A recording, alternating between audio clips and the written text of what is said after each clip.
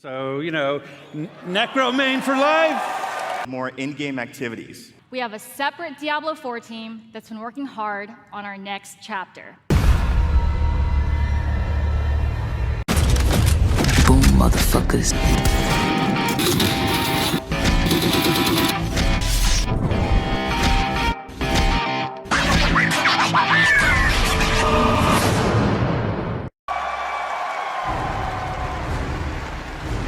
Please welcome the General Manager of Diablo, Rod Fergusson.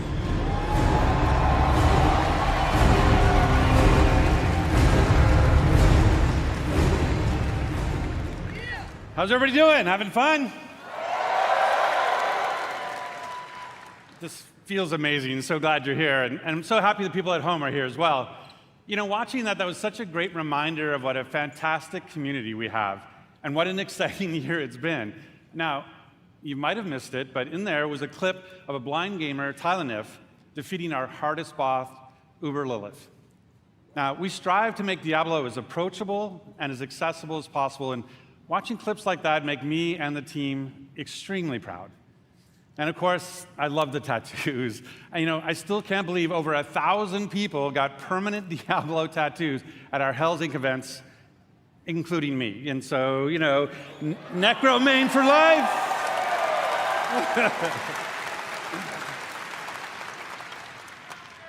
So, we talk a lot about the last BlizzCon 4 years ago, and back then, the Diablo community was hungry for even more experiences in that dark, gothic place caught between the high heavens and the burning hells, a little place we call Sanctuary. And in that time, I've been very fortunate to work with some of the best developers in the industry, people who love Diablo as much as the rest of us. And it was their passion and dedication to this universe that released a great new Diablo game every year for the last 3 years. Diablo 2 Resurrected brought the return of the classic that helped define the genre. Remastered. I love Diablo 2. So it was remastered for a new generation now for PC and console. And Diablo Immortal brought Sanctuary to mobile for the first time, bringing millions of new players into our universe. In fact, you might not know this, but 60% of Diablo Immortal players have never played a Diablo game before. So we really welcome them to our universe. And then, of course, there's Diablo 4. Now, it was that kind of excitement that made it the biggest launch in Blizzard's history. And it means so much to the team to see how you've embraced it. We've played over 1.5 billion hours together so far, and it's your love for the game that drives us. Thanks to you, we've made a lot of changes over the last 5 months. In fact, our patch notes for Season of Blood, our second season, were over 14,000 words long, because that is how much our community has influenced and will continue to influence the evolution of Sanctuary.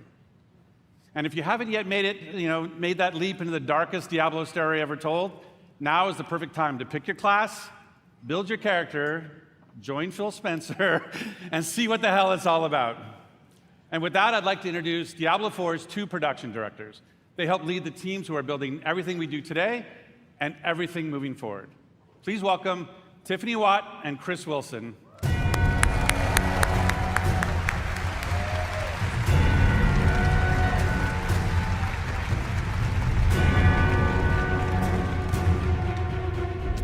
Thanks, Rod. Hey, BlizzCon. The last time I was on stage, I was helping to announce Diablo 4. To be here today with all of you is so awesome. The launch was incredible. We're really excited to be here today to share what's coming next. But first, let's highlight some of the player feedback that's in Season of Blood today. So many of you have told us that you wanted more in-game activities. So we've given you a couple this season, one now and another coming early next month. So live now is our new boss ladder. This is a series of additional boss fights from level 55 to 100 that will also see the return of our kind of gross but farmable and rewarding friend Duriel, who you can go after for Uber Uniques that everybody's been sieging for. And with those new bosses dropping both Uniques and Uber Uniques at a much higher rate, and even dropping some special cosmetics, you're going to want to make your way to level 100 so you can fight them all. So in the Season of Blood, we've rebalanced the end game, letting you get to level 100 about 40% faster than in Season 1.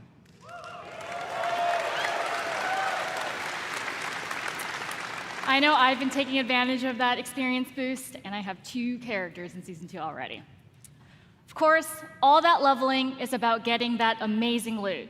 So we've also changed how item power works. We've raised the power cap, and it's now more closely tied to the level of monster you defeat to get it. The more challenging the fight, the better the loot. There's still lots of work to be done with reworking itemization. In fact, it's one of our highest priorities. But this, along with upgrades to some of our unique items, is a great first step. So please keep that feedback coming. Now let's talk about quality of life. Here's a few improvements that came directly from you. All of your renown rewards now carry over season to season and from the Eternal Realm. Additional character slots.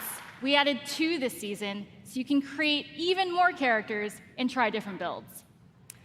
A targeting dummy has been added to Kiovishad as you can test those builds before you run into the butcher. Searching and filtering your stash is now possible, and your stash is now available in every town in Sanctuary. World bosses appear almost twice as often, so you can die almost twice as often. And we've also freed up some inventory space by making gems a crafting material to make even more room for those uber uniques. Those are just a few of the new additions already in the game, but we're not done with Season of Blood yet. In fact, starting next week, we'll introduce 5 unique class-specific rings that will let you relive some of the fun from Season of the Malignant. That's right, Necromancers. Once again, corpses will automatically do your bidding just by being in your presence. Then on December 5th, we'll also be adding an enchanting preview to the Occultist. So this will allow you to see which affixes are possible before you spend your hard-earned gold. It's just another way to give you even more control over making just the right build for the challenge at hand. Also on December 5th, as promised, we'll have another exciting new endgame activity, a 6-week event called Abattoir of Zir. It's a highly replayable pinnacle experience designed for players who have reached level 100, slain Uber Duriel, and mastered all of the other challenges that Season of Blood has to offer. Those who survive will attain a paragon glyph constructed of the Vampire Lord's very own blood. But beware, Abattoir of Zir starts difficult and only gets harder. And of course, as we near the end of Season of Blood, it'll be holiday time, not only here, but in Sanctuary as well. Our first ever holiday event, Midwinter Blight, starts on December 12th. For 3 weeks, we're going to transform the Fractured Peaks into a winter terror land, and it'll bring a whole new meaning to the word sleigh ride. Yeah? And be sure to keep your eyes peeled for a mysterious red-cloaked terror. Nothing is as terrifying as Chris's puns, but I will be sure to check out Midwinter Blight. From there, we are on to Season 3. We can't go into too much detail now, but with the endgame being so important, let's talk about leaderboards. We're creating a whole new type of weekly challenge dungeon called the Gauntlet, where the heroes of Sanctuary can compete for their class ranking against their friends, their clan, or anyone in the world. Watch out, Mike Ibarra, I am coming for you. At the end of each week, the heroes with the highest rank will be added to the Seasonal Hall of Ancients, where their name and build will live on. So, that's a quick look at where we are today. And while the live game is our #1 priority right now, we have a separate Diablo 4 team that's been working hard on our next chapter. So how about a little teaser? It's super early, but as we look to expand on the story we started in Diablo 4, we're going to take you somewhere even darker, where hatred's influence continues to consume Sanctuary.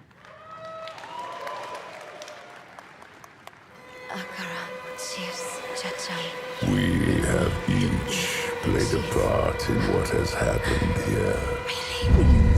You abdicated your choice to this child. And with every step she takes, I grow stronger. There will be no salvation in the light.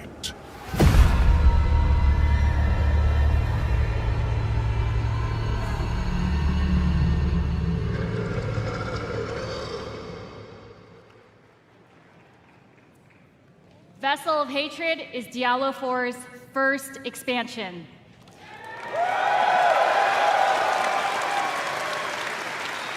Its campaign will continue the dark tale that began in Diablo 4 as we learn the fate of the prime evil Mephisto and his demonic plans for Sanctuary. To do that, we'll be visiting a region new to Diablo 4 and a fan favorite from Diablo 2. The lush jungles known to outsiders as Torajan, but known by the locals as Nahantu. With this new story set in a mysterious new region comes new ways to play, new evils to vanquish, and, of course, a completely new class never seen before in the Diablo universe.